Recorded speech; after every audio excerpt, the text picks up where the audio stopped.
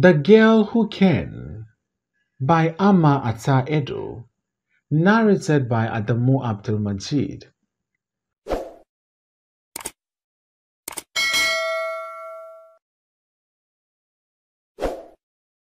They say that I was born in Hazozi, and it is a very big village in the central region of our country, Ghana. And they also say that when all of Africa is not choking under a drought, Hazozi lies in a very fertile lowland in a district known for its good soil. Maybe that is why anytime I don't finish eating my food, Nana says, "You, Ajwa, you don't know what life is about.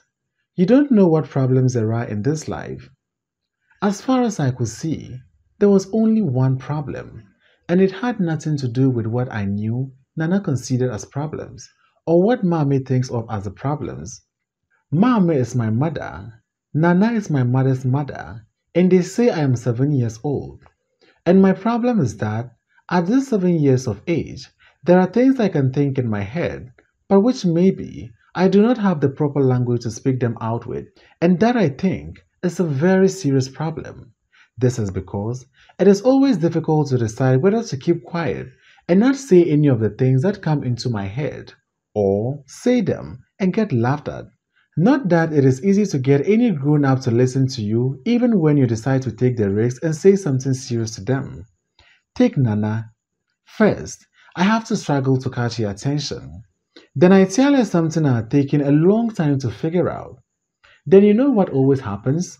She will at once stop whatever she is doing and mouth open, stare at me for a very long time, then bending and turning her head slightly so that one ear comes down towards me, and she will say in that voice, "Ajwa, you say what?"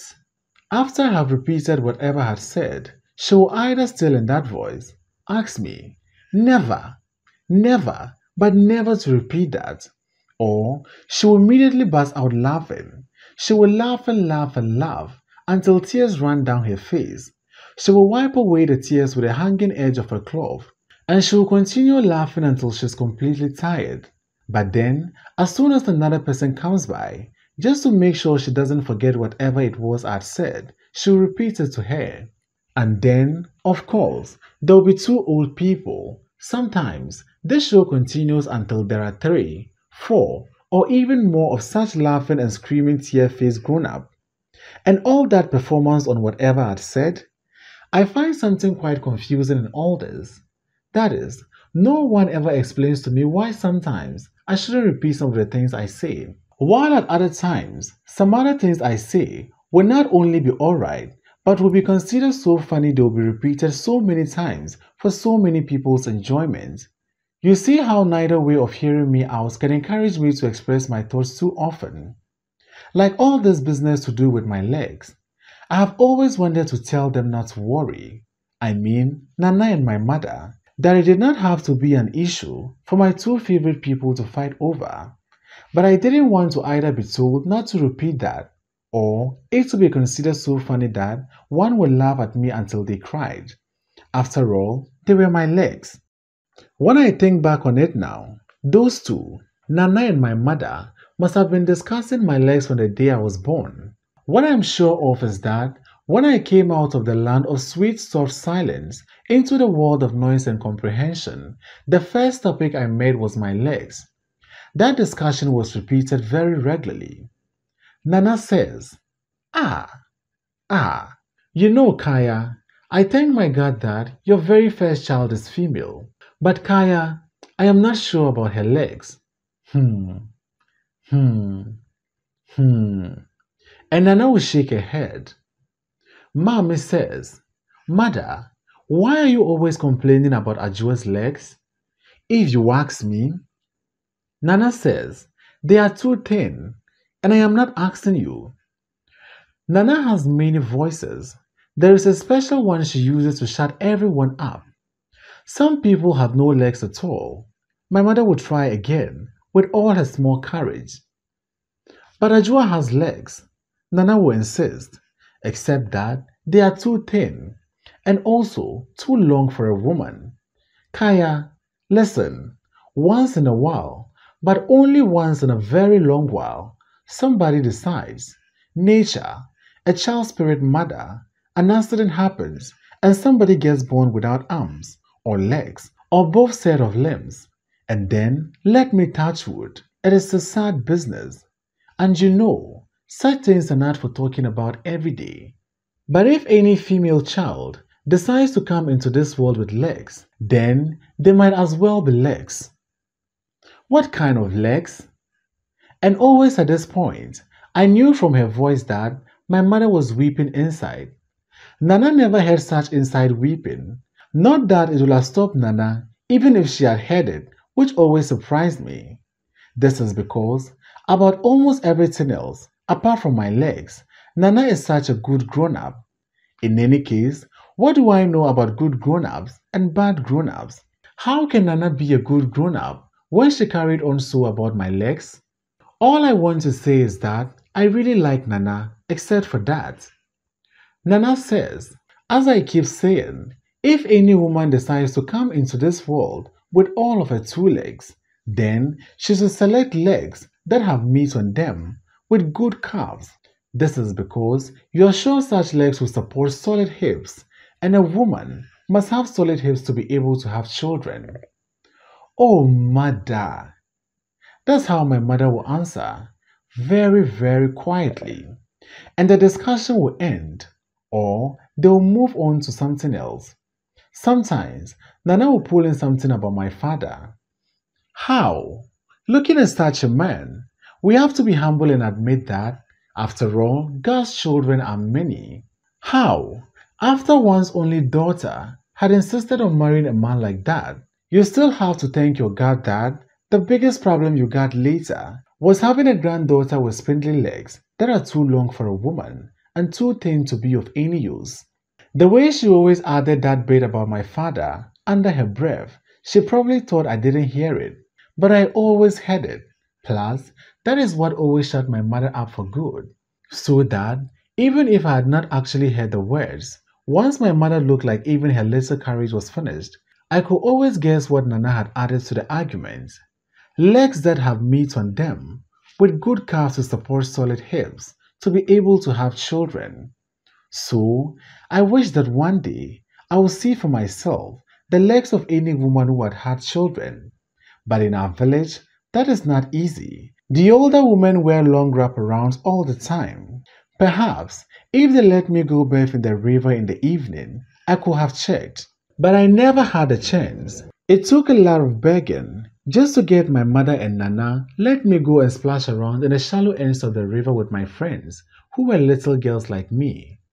For proper baths, we use the small bathrooms behind our huts.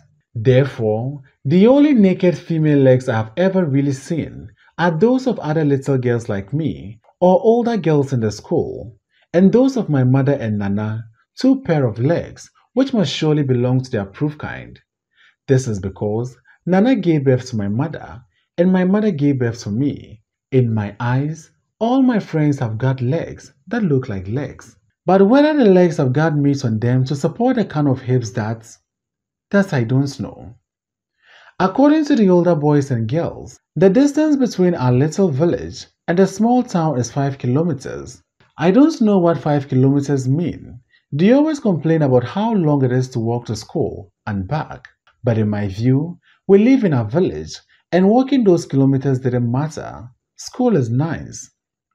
School is another thing Nana and my mother discuss often and appear to have different ideas about. Nana thought it would be a waste of time. I never understood what she meant. My mother seemed to know and disagreed.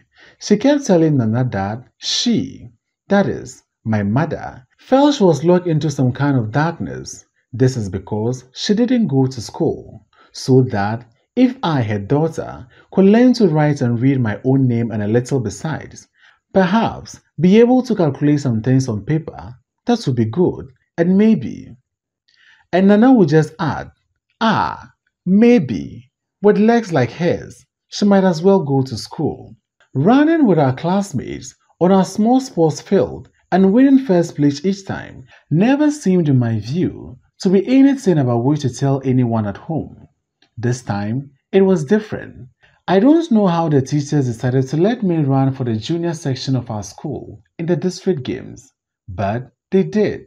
When I went home to tell my mother and Nana, they had not believed it at first. So, Nana had taken it upon herself to go and ask into it properly. She came home to tell my mother that it was really true. I was one of the school's runners. Is that so? Exclaimed my mother. I know her.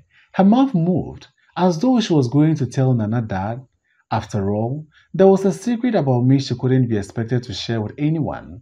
But then, Nana herself looked so pleased. Out of surprise, my mother shut her mouth up. In any case, since the first time they heard the news, I have often caught Nana staring at my legs with a strange look on her face, but still pretending like she was not looking. All this week, she has been washing my school uniform herself.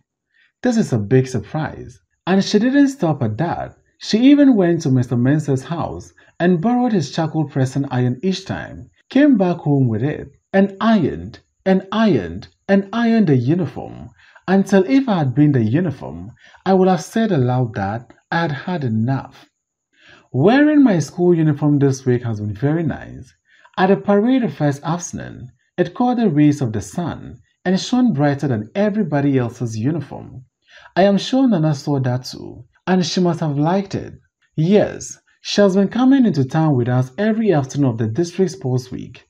Each afternoon, she has always pulled one set of fresh old clothes from the big brass bowl to wear, and those old clothes are always so stiffly starched. You can hear them creak when she passes by, but she walks way behind our school children, as though she was on her own way to someplace else.